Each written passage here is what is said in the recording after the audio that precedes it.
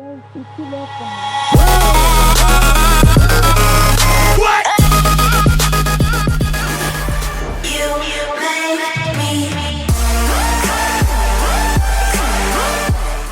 what is going on, ladies and gentlemen, and welcome to Kyle the Pug Sports Review Show, where we talk about all the hottest sports topics in the sports world, and we're going to bring it to you live on this Wednesday afternoon. Now, you're probably wondering, why was there no show Friday? Well, I can explain that here right now for you guys. So what happened was, there was apparently an internet attack that happened over Friday, like with Twitter and just everything else, and everybody's internet, especially on the West Coast too, everybody was getting DDoSed, especially, like I said, on the West Coast, and it was pretty bad. Like, Twitter was getting hacked, even though, PlayStation Network was getting hacked. Pretty much, majority of the internet, except for like Facebook and Snapchat and all those things, were getting hacked, and it was pretty bad though. So my internet got messed up, and as soon as I was setting up, so there was no show Friday. So I was pretty bummed about that. Don't get me wrong. So that being said, let's get on with today's show. Now, I'm, of course, Kyle the Pug, a.k.a. Kyle Lodi, the host of the most, and the man with the plan, and, that's how everything works around here. And, of course, we have everybody's favorite dumbass. It's Cowboy Nick. Yeah, how you doing? It's Cowboy Nick. Cowboy Nick, Cowboy Nick. All right, don't forget, like Kyle said, we're gonna do some more shows. He's gonna make some burritos, and we're gonna sing. We're gonna sing some music, have a couple of beers, and do some more good stuff.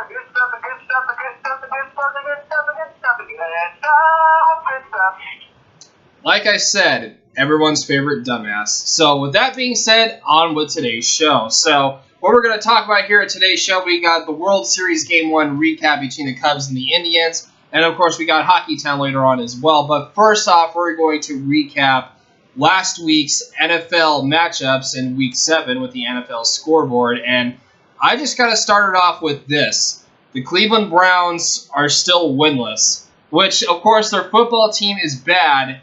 But, of course, you got their basketball team, which we can save for another time. And, of course, the Cleveland Indians for the World Series, which is, of course, is coming up in the next topic. But the Cleveland Browns are kind of like the redheaded stepchild in the storyline, going 0-7. What do you think about that? Yeah, I think that I'll put it like this. You ever seen that kid who's like, when you're back in school, you ever seen that kid who sits alone in the corner and eating by himself and like wondering why he has no friends? That's basically what the Cleveland Browns are. Oh, that's just messed up. You don't want to talk about them like that. But they'll Come on! Their basketball team and their baseball team are like everyone's wondering. Like, come on! I was watching the Cavaliers game last night, and there was a guy in the crowd wearing an Indians jersey. There was another guy having no one was wearing a Cleveland Browns jersey or hat. Come on! Like, if you don't love your team, then if you don't love your team, then how do you expect them to win? Honestly, with Jeremy Hill putting up good numbers, AJ Green put up good numbers against the Browns. Well, it's Cleveland, for crying out loud, we're talking about here. Of course, that was to be expected. Andy Dalton, 308 yards, 2 TDs on 19 completed passes out of 28 attempts. And, yeah, that's basically what you can see and expect out of the Cleveland Browns D-F defense. That's just really awful. I mean, I kind of feel sorry for them, really. But no, they are an F. Are you kidding me? That's basically what they are right now. But moving on to, of course, our next games that we're going to talk about here. The Vikings are no longer undefeated as the Eagles topped them in Philly 21-10. I'll say this. Finally, someone beats the Vikings, but you still can't count them out. At least now, the Vikings, people can calm down now, and it's like not the end of the world. And people can finally say to themselves, okay, everything's going to be fine. Everything's going back to normal. Let's keep going. All right, here's another, before I get to the other game, of course, Philadelphia's Ryan Matthews, 56 yards. Didn't really have too much of a game there, but Bradford did okay, but he could have done better with that, a couple more touchdowns, and yeah, it was just basically all Eagles from there. So moving on, of course, we have where was it? Where was it? Oh yeah, here it is, right here. The Raiders absolutely going on the road. They're actually 4-0 on the road, and they're actually look like they might be one of the more dangerous teams right now in the NFL. 5-2, 4-0 on the road after beating the Jaguars, and with Latavius Murray having 2 touchdown carries. I think the Raiders might be for real. I don't know about you, but I feel like they're a dangerous team right now. Yeah, they look pretty dangerous, but look at look at the teams that they've been playing. So yeah, but it's still, it's like the Raiders are trying to turn into that team that they were with their head coach at the time, John Madden, and like back in the day when you had all those legends like Mean Joe Green and shit playing on the field. So it's like you look at the Raiders and they're basically saying, okay, we want to be back like this. We want to be like. We want to be with our coach. We want to be with John Madden, and we want to show everyone we can come back like the days of John Madden, Dean Joe Green, and all that stuff. Well, speaking of Bay Area teams, let's talk about a team that's doing really bad right now. Not as bad as the Cleveland Browns, but they're doing pretty bad right now, losing 6 in a row this year. We're talking about the 49ers at home against the Buccaneers, and when I looked at the stands inside Santa Clara, oh my God, the seats were half empty. I mean, nobody wanted to come. Yeah, like you see, like everyone thought before, like yeah, we're Niners fans. Honey, can you give me a black shirt and a black hat, or we're going to go to the Coliseum. Yeah, so Jameis Winston had the game. Jameis Winston had the game of his career for as of right now for 269 yards, 3 TDs, and then Jacquizz Rodgers actually went off. 26 carries, 154 yards, and then Mike Evans 96 yards on 8 catches and 2 TDs. So that's basically what you can expect against this 49ers. I mean, the 49ers dominated the first quarter. It was just all Buccaneers through here on out. Yeah, the Buccaneers basically said, okay. This is what we're going to do. We're going to give them the first quarter, and then we're going to go out there and we're going to bend them over and make them cry. Well, that's basically what they did, pretty much, honestly. And the other thing is too, a lot of people, and I've talked to some people when I go out to Palo Altos and stuff, and I've asked them, I go, hey, why did would you go to a Niners game? And they said no. And I talked to them and I said, well, why wouldn't you go to a Niners game? And they said. I go, sir, this is why I'm not going to a Niners game. I don't believe in the Niners after what happened, what some of their best players did during the beginning of the season. We no longer trust that team. They're like we think of them as the black sheep of California because of some of the mistakes that they made and some of the things that they have not worked on and have not done. He goes, I was always a Niner fan since I was like 5 years old.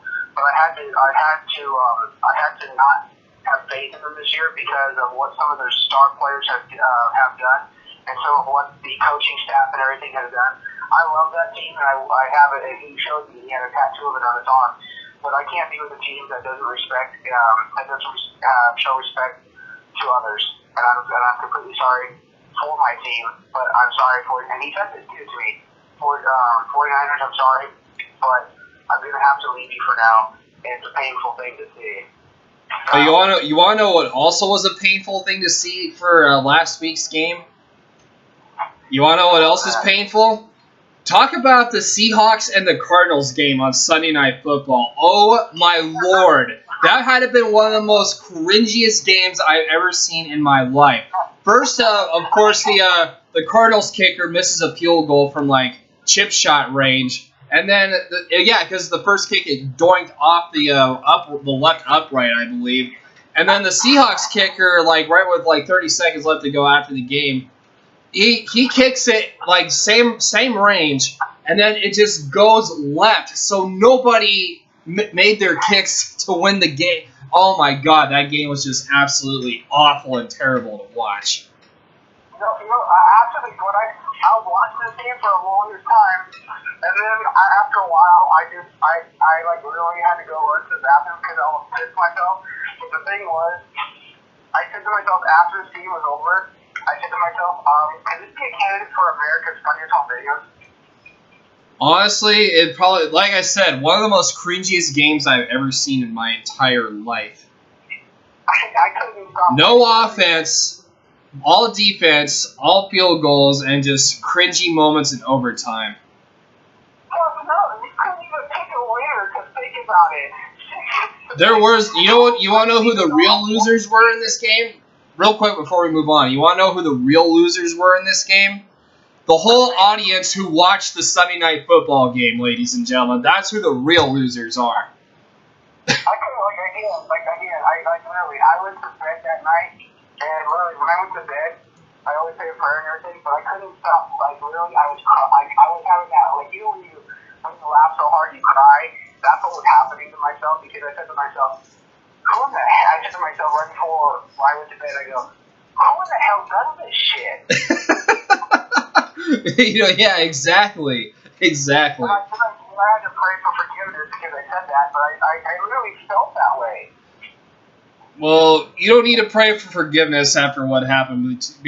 People who should be praying for forgiveness right now is, of course, the people in Seattle and then the people in Arizona. That's who should be praying for forgiveness right now. For the players and the fans who are in the stands who bought tickets and brought their kids for them, they should be like, honey, you see the wives of with their husbands, honey, we can't bring the kids to these games no more. It's, we have to find a new team. Okay, so moving on here really quick. Let's switch to baseball right now.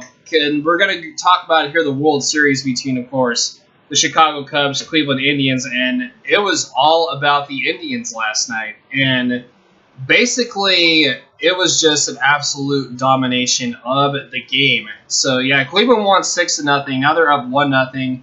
Game 2, Cleveland tonight. And what do you expect out of these two teams from here on tonight? All I have to say is, thank God Kluber's on the mound tonight. Because when you look at this game, you're saying to yourself, holy shit. Yeah, but here's the other thing with Corey Kluber, too. He set the record with 8 Ks in the first 3 innings. 8 strikeouts, first 3 innings. That is a record. Yeah, and really, again, like I said, holy shit. I had to stop watching the game because I said to myself, God dang, I was like, God damn, Kluber, couldn't you stop being a bully like in the schoolyard and like give him a freaking break a little bit. Let him at least hit one freaking ball. Well, they actually did. They did get, of course, a couple of hits off at Corey Kluber, but that's excluding the point where he just had an amazing, epic performance here. Yeah, no kidding. It's just, I just felt like literally, you see, like the Cubs and you see them in their bullpen, they're like the kids who just got beat up by the bully in the freaking playground. It's like, gosh damn. It's like Indians, give them a you see them getting they're calling for the coach is like their mom. You see them on the sideline. Let's talk about Roberto Perez here really quick. He went 2 for 4 and just absolutely just tore up the Cleveland Indians with 2 home runs. Yeah, that was beautiful. But it was the 4th inning off Lester, and there was nobody, and there was 0 out with there was nobody on with 1 out, and of course, and then there was 1 in the 8th inning, which of course off Rondon. Excuse me, 2 on with 2 out. So yeah, have yourself a game, young man. Pretty much, but for me tonight, I just again, I have to say this. The game may not happen because there is a rain. There's a forecast for rain. But I'm just hoping tonight that the Cubs will be like that. Like again, like the kid on the playground, they're so mad that they want revenge and they're gonna maybe take this one. Because this is how I see the World Series going. One team wins one game, another team wins another game. One team wins the next game, and the one team wins another. Well, it could come down to the possibility if there's not any domination here in the next game or so. But like I said, what do the Cubs got to do to rebound in Game 2? That's the critical part about this to help them win it and to force 3 more. Well, there's going to be a couple more games in Chicago anyways, but what do they have to do for tonight's game to force at least 3 more games in Chicago? Put on their Spartan gear and go out there and say we are Spartans. And go out there and just try to get. Okay, not like that, but Here's who I think has to wake up here in this series. Obviously, Chris Bryant's got to wake up his back because he looked like he was lost out there because he struck out 2 times, well, at bat 3 times. And Rizzo wasn't really doing much either, and then Fowler was kind of the same way as well with 2 Ks up there also. I mean, the only person who actually got something going for the Cubs was Zobrist and, of course, Wilson Contreras as well. Yeah, but again, you have to, like I said, they've got to put on their Spartan gear, and they have to go out there and like at least get, with the Cubs, it's not always the home run, it's the fact that they can get the ball out, they can hit the long ball and get people on base. And if they can keep doing that, they can go out there and have this. But like I said, the game may not even happen today because of the fact that there is rain in the forecast. Well, we'll see what happens with the rain delay. We'll keep you guys up to date here soon with that. But anyways, I want to go to the pitching matchup really quick. The pitching matchup is always a critical factor here, and Lester did get messed up from last night's game. But we have here's an interesting matchup here I want to talk to. Okay, so the weather forecast, it's 46 right now, and yeah, that's currently right now because I can see it on the radar here. So we got Trevor Bauer against Jake Arrieta. So normally you would actually think, okay, Jake Arrieta will have a huge pitching advantage here, which I think he does, but Trevor Bauer is pretty good at home too, so you can't underestimate him as well. Plus, with Bauer as well, you have to remember he's got that, and people have been talking about this for weeks, he's got that slider that he doesn't throw right. He throws it like normally when you throw a slider, it's usually 2 to 1 finger. He throws it with 3, so it curves and goes a little more to the side, and when it hits, my gosh, the power behind it is like, every time I hear him hit it, like, you can see the pitcher's eyes pop out because he's throwing it with so much force, and when you do something like that, because trust me, kind of throws him off a little bit. Yeah, but when you being picked a former pitcher in high school, when you get a guy who can throw a 3-prong slider, oh my God, you're like, oh shit, because you have to catch it, and it goes a little different than a regular slider. Yes, it goes out more, and when you have to catch it and it hits, trust me, I've had so many bruises on my hands from when I had a player that did that. Like there was one time I couldn't even play that game at the other game because all my fingers were jammed. I had to catch it and it just hit my glove and my glove took the whole force and the pressure went right into my hand. Well, your fingers got more jammed more than strawberry jam. But anyways, who wins tonight's game and why? I want to hear your explanation. Again, I'm gonna go with the Cubs because I think it's kind of like I said before. It's gonna go back and forth a little bit, and then whoever can win up to the last 2 games is gonna take it because with this one it's gonna go back and forth. It's gonna be a duel. I believe it's gonna be a duel because, like they say, the Cubs have been dreaming about this forever in their lives. So have the Indians, but it's gonna come down to who can keep the lead the longest. It's going to go, like I said, it's going to go back and forth. But whoever can keep the lead in this the longest is going to take this. All right, well, I'm going to throw another analysis out there really quick. Whoever jumps on the other pitcher early and whoever scores first this game, I think is going to win the game. And I'm going to say the score could be like, I would say 3-1, 4-1, 4-2, somewhere around there. I'm not expecting big performances, but I expect like a solid performance, maybe from Chris Bryant, Anthony Rizzo, all those other people. Maybe I can't think of his name. Perez, of course.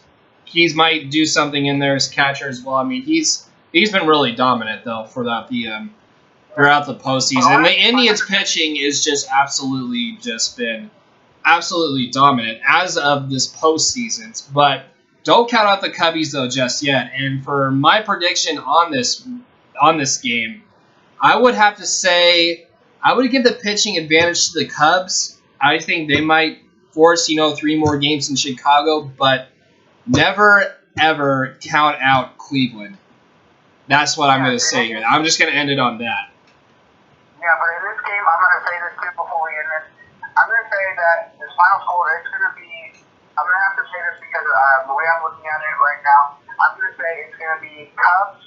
I'm going to say Cubs 4, Indians 3. Okay. Okay. So 1 run. That makes sense.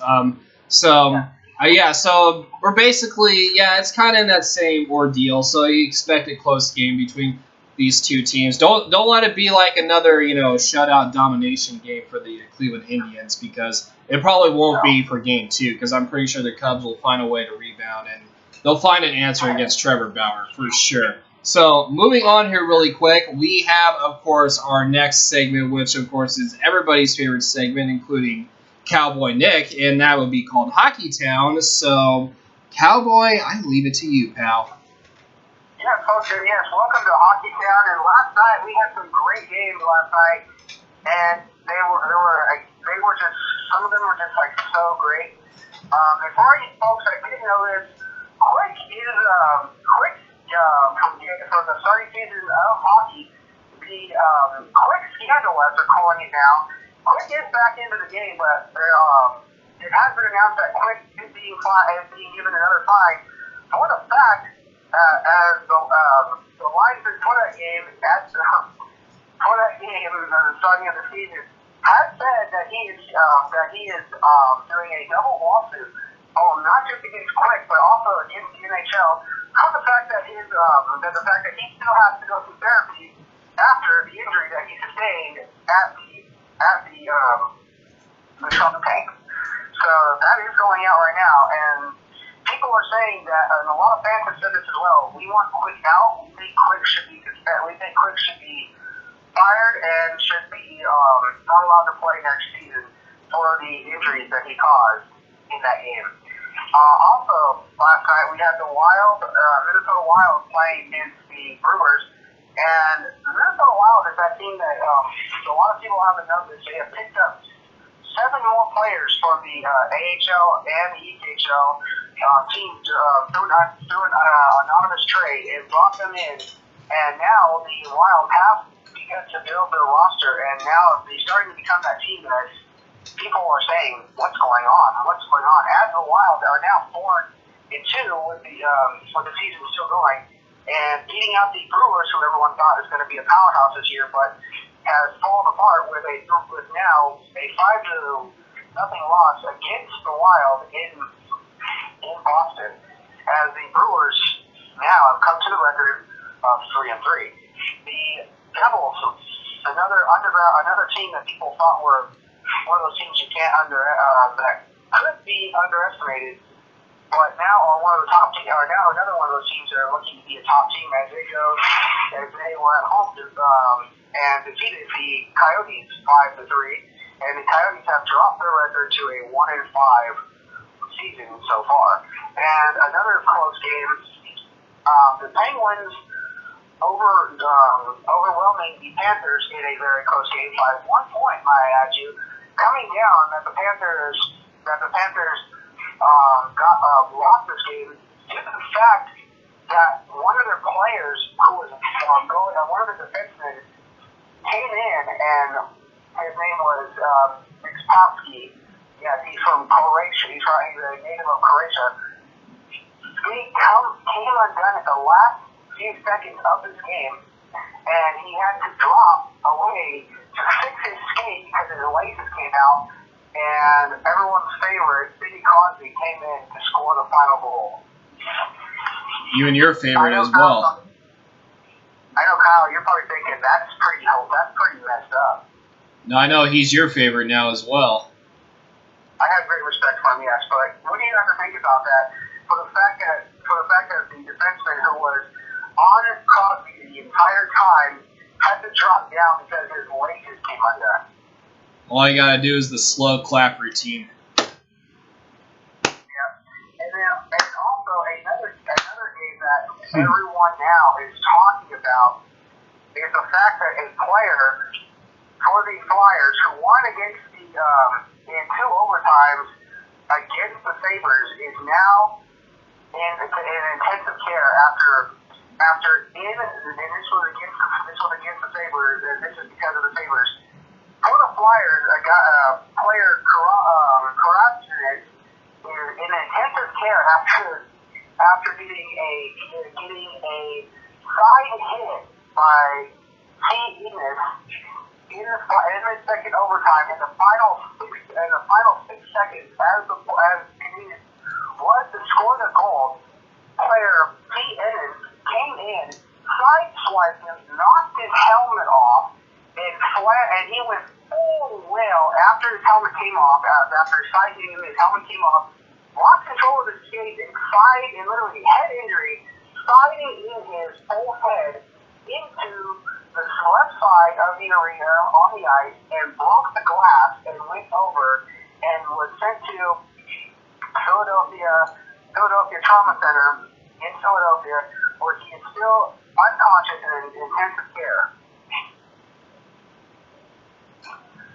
So for all you fans out there of the Philadelphia Flyers, I ask that they're having this thing online. I believe it's on their website, that they are asking people for Tina Konoski to donate money to his family and to his kids and to himself to get better.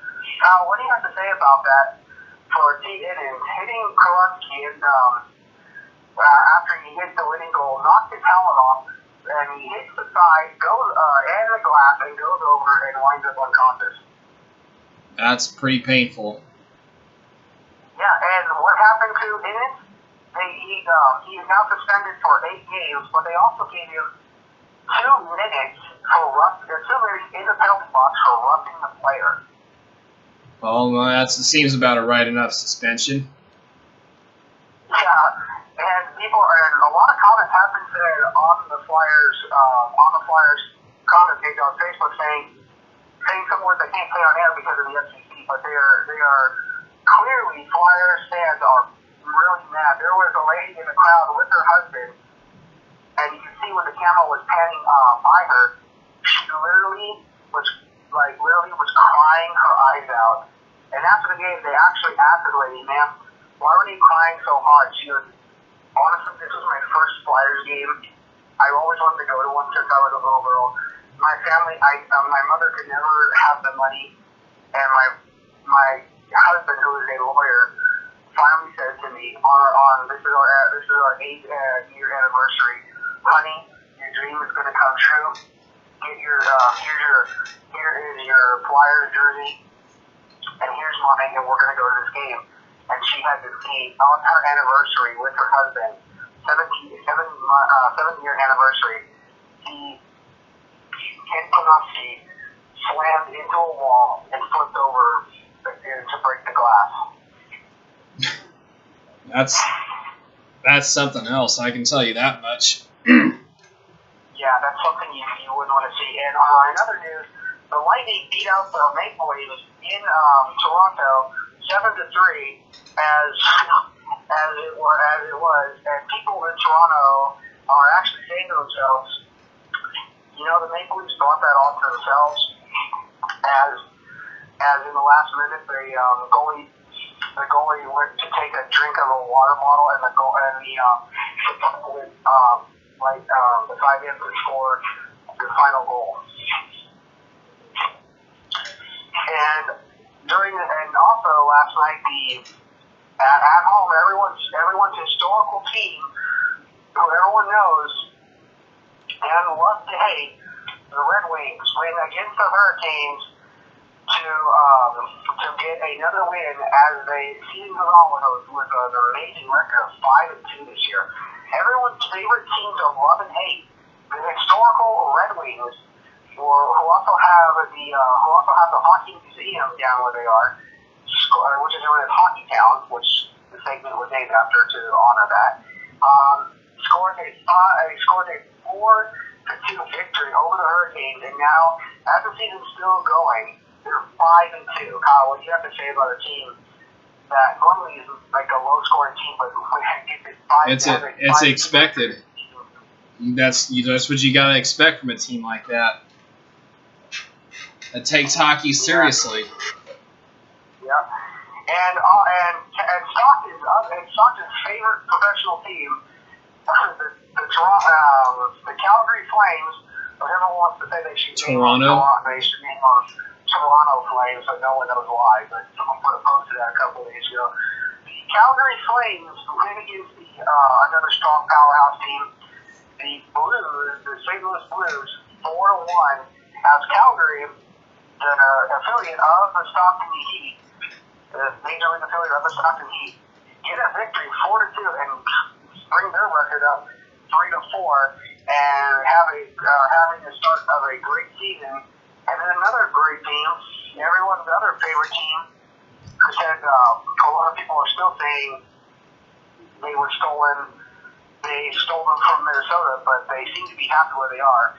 The Dallas Stars having another great season as they beat the Winnipeg Jets 3-2 in a great victory, which came close to the end, but the Stars were able to get the final score at 2 seconds of the game as Jay Amia came in basically kind of like a slant, like this kind of a slam dunk, curves and flat shot his the puck into the goal, and the clock hit 0 for the win in Dallas.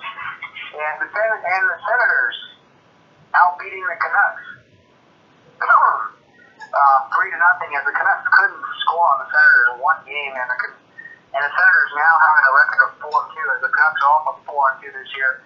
But the Senators not letting the Canucks score one goal, just basically said, we're dominating you, and that's how it's going to be. And also, everyone's favorite team to love here in California, and everyone's favorite team to love in Southern California, gets beat by the Sharks once again, and the Sharks beat them in a 2-1 victory. And everyone's favorite team, including Kyle's most likely, the Sharks winning another game, and the game went to overtime, and the Sharks winning it. Kyle, what do you have to say about the Sharks doing it again over the Ducks? I would give you my thoughts about it, but right now we are kind of a little bit over the time limit, Cowboys, so we need to finish up here. So thank you for the hockey segment. I definitely appreciate that. And with that being said, of course, thank you guys so much for enjoying the Sports Review Show. And if you guys did enjoy the show, please drop a like. Don't forget to subscribe if you're new to my channel. Helps my channel grow. And for this channel, we're on the road to 50 subs. And for my other channel, my main channel, that is 5K. So let's make it happen, shall we? So for Kyle the Pug, which is me, of course, and for Cowboy Nick. Yeah, Cowboy Nick, Cowboy Nick. And all you folks out there, all you fans out there who Pablo do recognize me. Okay, all right. I'm sorry. I had to cut him off because we've run out of time here, since I know he likes to talk a lot.